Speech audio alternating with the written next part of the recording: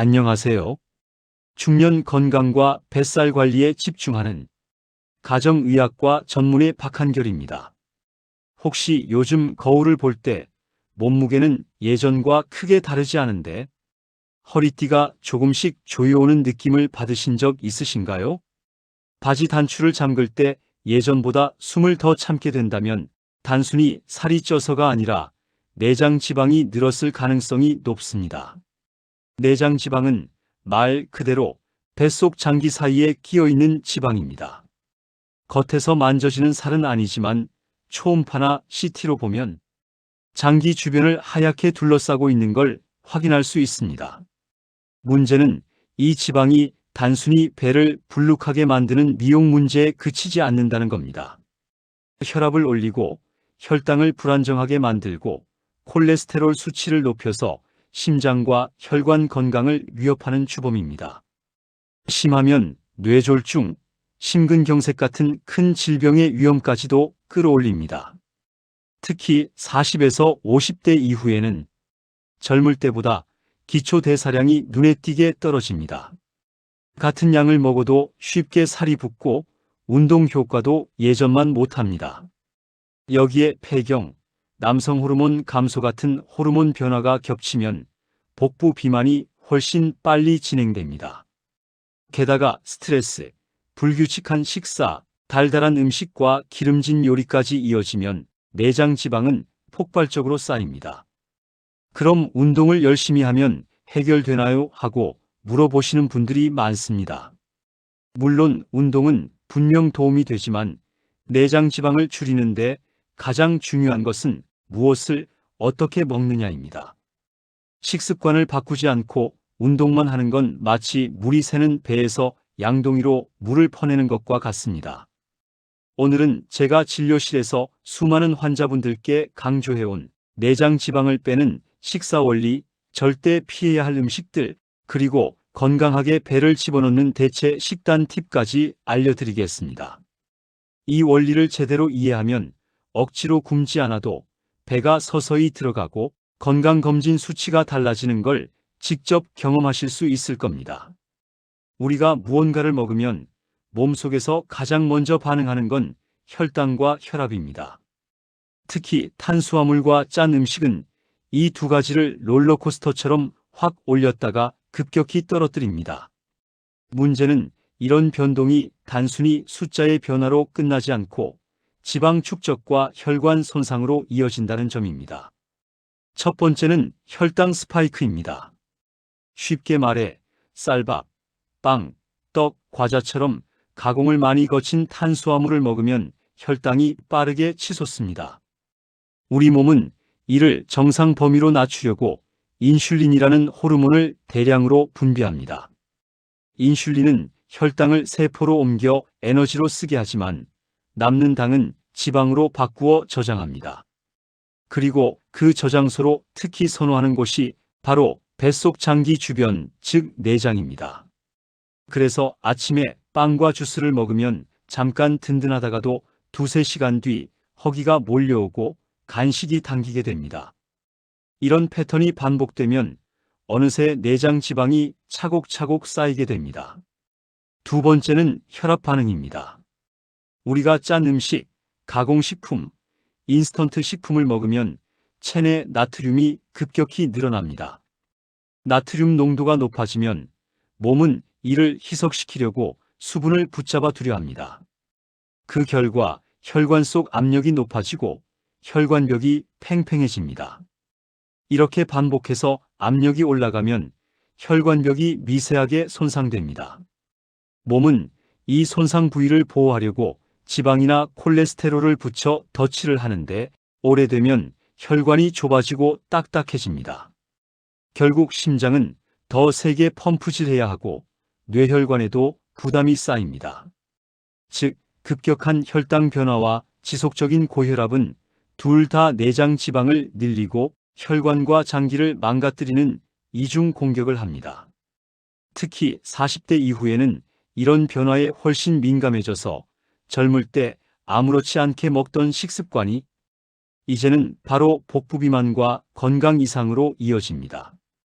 그래서 내장 지방 관리의 첫걸음은 거창한 운동이 아니라 혈당과 혈압이 출렁이지 않게 먹는 것입니다. 식사 한 번의 선택이 오늘 하루뿐 아니라 앞으로의 건강 나이를 결정할 수 있다는 걸 꼭 기억하셔야 합니다. 내장 지방이 정말 무서운 이유 중 하나는 겉으로 드러나지 않는 침묵의 염증을 만든다는 겁니다. 지방이 단순히 에너지를 저장하는 창고라고 생각하기 쉽지만 사실 지방세포는 호르몬과 염증 물질을 끊임없이 분비하는 작은 공장입니다. 뱃속 내장 주변에 지방이 많아지면 몸 안에서 염증 유발 물질이 계속 흘러다니게 됩니다. 겉으론 멀쩡해 보여도 속에서는 혈관벽이 조금씩 손상되고 장기 기능이 떨어집니다. 이런 상태를 만성염증이라고 부릅니다. 무서운 건 특별히 열이 나거나 아프지 않아서 본인이 전혀 모르는 사이에 이런 손상이 몇 년, 몇십 년 쌓일 수 있다는 겁니다. 두 번째는 산화 스트레스입니다. 쉽게 비유하면 몸속에서 녹이 쓰는 현상이라고 할 수 있습니다. 기름에 튀긴 음식, 가공식품, 과도한 당분을 섭취하면 우리 몸에서 활성산소라는 해로운 부산물이 많이 생깁니다. 활성산소는 세포의 막과 DNA까지 손상시키는데 이것이 쌓이면 피부 노화, 장기 노화가 가속되고 암, 심혈관 질환 같은 큰 병의 위험도 높아집니다. 자동차가 녹슬면 성능이 떨어지듯 우리 몸도 마찬가지입니다. 마지막은 인슐린 저항성입니다. 앞서 말씀드린 혈당 스파이크가 계속 반복되면 세포가 인슐린의 지시에 둔감해집니다. 인슐린이 혈당을 세포로 옮기라고 신호를 보내도 세포가 제대로 반응하지 않습니다. 그러면 혈당이 잘 내려가지 않고 몸은 더 많은 인슐린을 분비하게 됩니다. 문제는 인슐린이 지방을 저장하는 역할도 하기 때문에 이렇게 되면 내장 지방이 더 빠르게 쌓이는 악순환이 시작됩니다. 결국 내장 지방을 줄이려면 단순히 체중을 빼야지 하는 수준이 아니라 몸속에서 조용히 진행되는 염증과 산화를 줄이고 인슐린이 제 기능을 하도록 만드는 것이 핵심입니다. 그리고 그 출발점은 비싼 보약이나 특수한 운동이 아니라 매일 반복되는 식습관입니다. 오늘 접시에 무엇을 올리고 어떤 방식으로 먹느냐가 내장 지방의 미래를 결정합니다. 많은 분들이 고기니까 단백질이겠지 하고 드시는 음식이 있습니다. 바로 햄, 소시지, 베이컨 같은 가공육입니다. 겉모습은 고기처럼 보이지만 실제로는 원육보다 소금, 포화지방, 방부제, 색소 등 각종 첨가물이 잔뜩 섞인 가공식품입니다. 첫 번째 문제는 나트륨 함량입니다. 시중에 파는 햄이나 소시지 100g만 먹어도 하루 권장 나트륨 섭취량의 절반 이상을 훌쩍 넘깁니다. 이렇게 짠 음식을 자주 먹으면 혈압이 쉽게 오르고 혈관벽이 손상됩니다. 손상된 혈관벽은 마치 벽에 틈이 난 것처럼 지방이 더 쉽게 달라붙어 동맥경화의 발판이 됩니다. 두 번째 문제는 포화지방입니다. 가공육은 돼지나 소의 기름진 부위, 껍질 등을 갈아 넣어 포화지방 비율이 높습니다. 포화지방은 혈중 나쁜 콜레스테롤을 올리고 혈관을 딱딱하게 만들며 내장 지방 저장 속도를 빠르게 합니다. 특히 중년 이후엔 지방 대사 능력이 떨어져 이 영향이 더 크게 나타납니다. 세 번째는 첨가물의 위험성입니다. 가공육에는 발색제, 보존제 등이 들어갑니다. 이런 첨가물은 고온 조리 시 발암물질로 변할 수 있다는 보고가 있습니다. 우리가 소시지나 베이컨을 구울 때 맡는 고소한 향 속에 이런 위험이 숨어 있는 셈입니다. 또 한 가지 오해가 있습니다. 그래도 단백질은 많잖아라는 생각인데 사실 가공육의 단백질 함량은 질적으로나 양적으로나 원육보다 떨어집니다. 갈아 만든 과정에서 탄수화물과 지방 비율이 높아지고 단백질의 질은 낮아집니다. 그래서 단백질 보충을 목적으로는 전혀 추천드리지 않습니다. 대체 팁입니다. 아침 샌드위치에 넣는 햄 대신 소금기를 뺀 삶은 닭가슴살이나 구운 계란을 넣어보세요. 볶음밥이나 파스타에 소시지 대신 새우, 오징어 같은 해산물을 넣으면 단백질은 충분히 채우면서도 염분과 포화지방 섭취를 크게 줄일 수 있습니다. 처음엔 맛이 심심하게 느껴질 수 있지만 몇 주만 지나도 입맛이 바뀌어 원재료의 맛이 훨씬 진하게 느껴질 것입니다. 빵과 과자는 겉으로는 달콤하고 부드러운 간식이지만 성분을 들여다보면 정제 탄수화물, 설탕, 시럽, 포화지방이 한 번에 들어있는 내장 지방이 좋아할 수밖에 없는 조합입니다. 특히 크림빵, 도넛, 케이크, 머핀 같은 제품은 주재료인 밀가루가 혈당을 급격하게 올리고 그 위에 설탕과 액상과당 시럽이 과당을 쏟아붓습니다. 여기에 버터, 마가린, 쇼트닝 같은 포화지방까지 더해지면 우리 몸은 이 에너지를 당장 쓰기보다는 뱃속 깊숙이 저장하려고 합니다. 문제는 한번 먹기 시작하면 멈추기 어렵다는 점입니다. 빵과 과자를 먹으면 혈당이 빠르게 치솟고 인슐린이 대량 분비되면서 잠시 후 혈당이 급격히 떨어집니다. 이렇게 생기는 반응성 저혈당 때문에 금방 배가 다시 고파지고 또 다른 단 것을 찾게 됩니다. 이 과정이 반복되면 하루 총 섭취 칼로리가 크게 늘어나고 내장 지방이 점점 두터워집니다. 과당의 문제도 있습니다. 과당은 포도당과 달리 전신세포에서 바로 사용되지 않고 간에서만 대사됩니다. 간은 남는 과당을 지방으로 바꾸어 저장하기 때문에 과당이 많은 빵, 과자, 시럽류를 자주 먹으면 지방간과 복부 비만 위험이 크게 높아집니다. 여기에 트랜스 지방까지 숨어 있습니다. 시중에 값싼 제과, 제빵 제품은 바삭한 식감과 보존성을 위해 트랜스 지방이 포함된 쇼트닝이나 마가린을 사용합니다. 트랜스 지방은 혈관을 손상시키고 만성염증을 악화시키는 대표적인 나쁜 지방입니다. 실제로 세계보건기구는 트랜스 지방 섭취를 하루 2g 이하로 제한할 것을 권고하고 있습니다. 하지만 제과점 빵 몇 개면 이 수치를 훌쩍 넘기기 쉽습니다. 대체 팁입니다. 달콤한 것이 당길 땐 단백질과 식이섬유가 함께 들어있는 간식을 선택하세요. 예를 들어 무가당 그릭 요거트에 블루베리 몇 알과 아몬드 한 줌을 곁들이면 단맛 욕구는 충족되면서도 혈당 상승을 완만하게 억제할 수 있습니다. 사과나 배 같은 과일을 먹고 싶다면 껍질째 먹고 곁들임으로 삶은 달걀이나 치즈를 함께 드시면 혈당 변화를 줄이는 데 도움이 됩니다. 라면은 고지방, 고탄수화물, 고나트륨이라는 내장 지방이 쌓이기 좋은 3박자를 완벽하게 갖춘 대표 음식입니다. 면발은 대부분 정제 밀가루로 만들어져 탄수화물 함량이 높고 튀기는 과정에서 기름을 흡수해 포화지방까지 더해집니다. 여기에 들어있는 조미 스프 한 봉지에는 나트륨이 1500에서 2000mg 정도 들어있습니다. 이는 한 끼에만 하루 권장 섭취량의 대부분을 섭취하는 셈입니다. 즉석 국물 제품들, 예를 들어 가루스프, 컵스프, 즉석찌개나 즉석국도 마찬가지입니다. 겉으로 보기엔 간편하고 따뜻한 한 끼처럼 느껴지지만 그 속을 들여다보면 나트륨과 포화지방, 인공조미료, 방부제, 색소 등 첨가물이 가득 들어 있습니다. 이런 나트륨 과잉은 혈압을 빠르게 올리고 혈관 내벽에 부담을 줍니다. 또 나트륨이 많아지면 몸은 이를 희석하려고 수분을 붙잡는데 이 과정에서 부종이 생기고 심장과 신장에도 부담이 갑니다. 라면을 먹을 때 국물까지 남김없이 드시는 습관은 특히 위험합니다. 국물에는 면에서 녹아나온 기름과 스프의 나트륨이 많이 들어있기 때문입니다.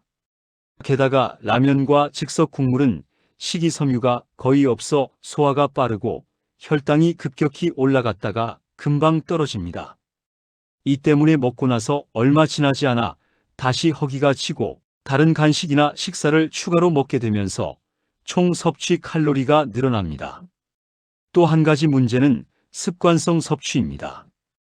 야근 후, 늦은 밤 출출할 때, 여행지에서 간단히 먹을 때 등 라면은 손쉽게 선택할 수 있지만 이런 습관이 쌓이면 매번 내장 지방 저장을 촉진하는 식사를 반복하는 셈이 됩니다. 대체 팁입니다.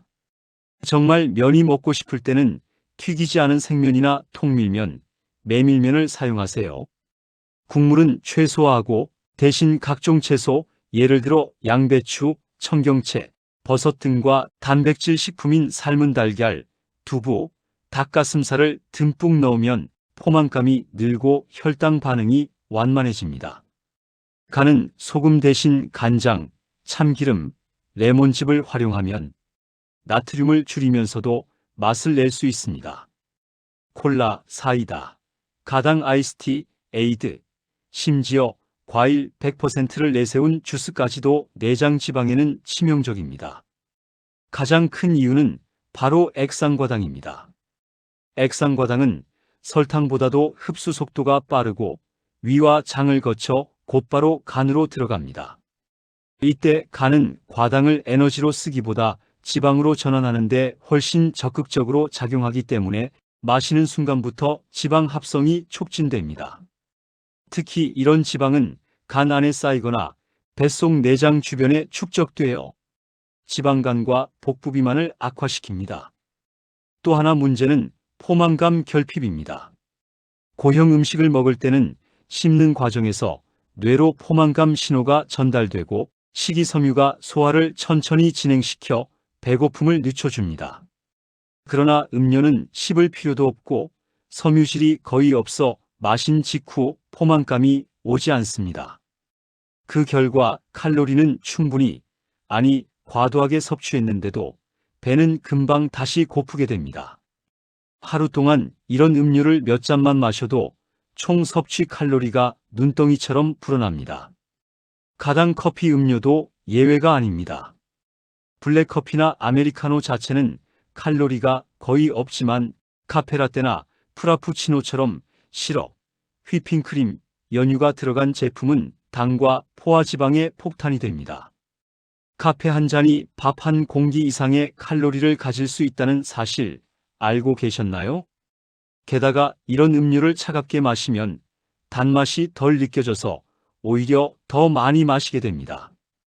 여기에 카페인까지 들어있으면 일시적으로 기분은 좋아지지만 혈당이 급상승 후 급하강하는 과정에서 피로감과 집중력 저하가 찾아옵니다. 대체 팁입니다. 갈증 해소에는 결국 물이 최고입니다. 물이 심심하다면 무가당 보리차나 옥수수차, 허브티로 변화를 주는 것도 좋습니다. 청량감을 원하신다면 탄산수에 레몬즙이나 라임즙을 살짝 넣어보세요. 당 섭취 없이도 상쾌함과 만족감을 줄 수 있습니다. 또 과일이 먹고 싶을 땐 주스 대신 통째로 먹어야 섬유질과 영양소를 함께 섭취할 수 있어 혈당 반응이 완만해집니다. 튀김과 전은 맛있고 손이 자꾸 가지만 내장 지방 관리에는 최악의 조리법입니다. 가장 큰 이유는 조리 과정에서 재료가 기름을 잔뜩 흡수한다는 점입니다. 기름은 1g당 9kcal로 칼로리가 매우 높기 때문에 같은 양의 재료라도 튀기면 칼로리가 2배에서 3배로 뛰어오릅니다. 또 문제는 열입니다. 특히 180도 이상의 고온에서 오래 튀기면 기름이 산화되어 산화지질이라는 유해물질이 생기는데 이는 몸속 염증을 일으키고 세포를 손상시킵니다. 이로 인해 혈관 건강이 나빠지고 활성산소가 증가해 노화 속도가 빨라집니다. 튀김을 자주 먹는 사람들의 혈중, 염증 수치가 높게 나오는 이유가 여기에 있습니다. 여기에 더해 대부분의 튀김과 전은 재료에 밀가루나 부침가루, 빵가루 같은 탄수화물 옷을 입혀 조리합니다. 이렇게 되면 정제 탄수화물과 기름이라는 완벽한 내장 지방 제조 조합이 완성됩니다. 탄수화물로 혈당이 급상승하고 기름으로 칼로리가 폭발적으로 늘어나면서 체지방, 특히 복부 내장 지방이 쉽게 쌓이게 됩니다. 기름의 종류도 중요합니다. 식당이나 포장마차에서 쓰는 튀김 기름은 보통 여러 번 재사용되는데 이 과정에서 발암물질과 트랜스 지방이 생성됩니다. 트랜스 지방은 LDL 콜레스테롤을 높이고 HDL 콜레스테롤을 낮춰 혈관을 빠르게 노화시킵니다. 대체 팁입니다. 바삭한 식감을 원한다면 기름에 푹 담그는 대신 에어프라이어를 활용하세요. 고온의 열풍으로 표면을 바삭하게 만들 수 있어 기름 사용량을 크게 줄일 수 있습니다. 또 빵가루 대신 아몬드 가루나 귀리 가루를 사용하면 혈당 반응을 완만하게 하고 영양소도 더 풍부해집니다. 생선이나 채소는 굽기, 찜, 데치기 같은 좋은 조리를 이용하면 지방과 칼로리를 동시에 줄일 수 있습니다. 양념은 소금 대신 허브나 향신료를 써서 풍미를 살리면 건강과 맛, 두 마리 토끼를 잡을 수 있습니다. 내장 지방을 관리할 때 많은 분들이 무엇을 먹느냐에만 집중하지만 사실 언제와 어떻게 먹느냐도 똑같이 중요합니다. 같은 음식이라도 조합과 시간대에 따라 몸속 반응은 완전히 달라집니다. 먼저 가장 나쁜 조합부터 볼까요? 술과 기름진 안주는 술은 간에서 먼저 해독해야 하기 때문에 지방과 당분 대사가 뒷전으로 밀립니다. 그 사이 안주로 먹은 기름과 탄수화물은 고스란히 지방으로 저장됩니다. 특히 맥주나 달콤한 칵테일은 액상과당과 알코올이 동시에 간에 부담을 주어 지방간 위험을 높입니다. 달달한 음식과 기름진 음식은 케이크, 도넛처럼 설탕과 기름이 함께 들어간 음식으로 혈당과 중성지방을 동시에 치솟게 합니다. 혈당이 급격히 오르면 인슐린이 대량 분비되어 남는 에너지를 지방으로 저장하고 기름은 칼로리를 폭발적으로 올립니다. 정제 탄수화물과 달콤한 음료는 햄버거의 콜라, 피자의 탄산음료 조합이 대표적입니다. 밀가루가 혈당을 빠르게 올리고 음료 속 액상과당이 간에서 바로 지방으로 바뀌어 복부 비만을 촉진합니다. 다음은 위험한 시간대입니다. 늦은 밤 야식은 내장 지방의 최고의 동맹입니다. 밤에는 활동량이 줄고 기초 대사율도 낮아집니다. 먹은 음식에서 생긴 에너지가 거의 사용되지 않고 지방 형태로 저장되기 쉽습니다. 특히 저녁 9시 이후에 먹는 고탄수 고지방 음식은 다음날 아침까지 소화대사가 지연되어 혈당과 중성지방 수치를 모두 악화시킵니다. 또 자기 직전에 먹는 음식은 수면의 질까지 떨어뜨립니다. 위장이 음식을 소화하느라 쉬지 못하고 혈당 변동으로 숙면이 방해됩니다. 수면 부족은 다음날 호르몬 균형을 깨뜨려 식욕이 더 강해지고 달달한 음식과 기름진 음식에 대한 갈망이 커집니다. 그렇다면 대체 방법은 무엇일까요? 저녁이 늦어질 때는 밥이나 면 같은 탄수화물 대신 채소와 단백질 위주로 간단하게 드세요. 회, 두부, 달걀찜, 데친 채소, 닭가슴살 샐러드 같은 메뉴가 좋습니다. 이렇게 하면 혈당 상승을 최소화하고 포만감은 유지할 수 있습니다. 간식이 당길 때는 초콜릿이나 과자 대신 아몬드, 호두 같은 견과류 한 줌, 무가당 그릭 요거트, 삶은 달걀을 선택하세요. 단백질과 건강한 지방이 들어있어 포만감을 오래 유지할 수 있습니다.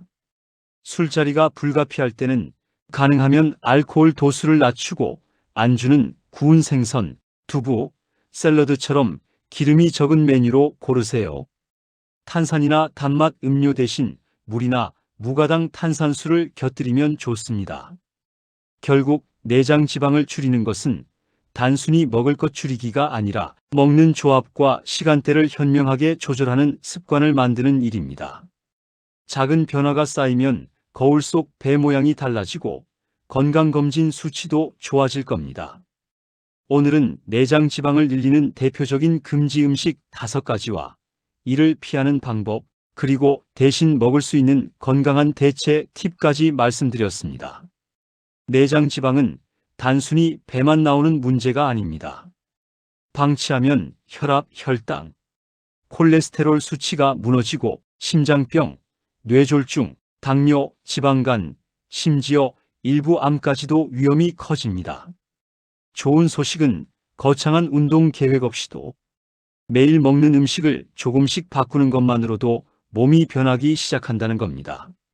한 끼 식사에서 가공육을 뺀다든지, 오후 간식을 과자 대신 견과류로 바꾼다든지, 저녁 음료를 콜라 대신 물이나 허브티로 바꾸는 작은 변화가 쌓이면 몇 달 뒤에는 허리둘레와 건강검진 수치가 눈에 띄게 달라질 거예요. 혹시 오늘 내용 중에 이건 내가 꼭 줄여야겠다 하고 결심한 음식이 있으신가요? 댓글로 다짐을 남겨주세요. 여러분의 경험과 결심이 다른 시청자분들께 큰 자극과 힘이 됩니다. 좋은 하루 좋은 인생 채널에서는 앞으로도 식습관, 생활습관, 건강관리에 관한 실전 팁을 계속 나눠드릴 예정입니다. 구독과 알림 설정을 해두시면 다음 영상도 놓치지 않고 보실 수 있습니다. 함께 건강을 지키고 뱃살은 줄이며 더 가볍고 활기찬 몸을 만들어 봅시다. 감사합니다.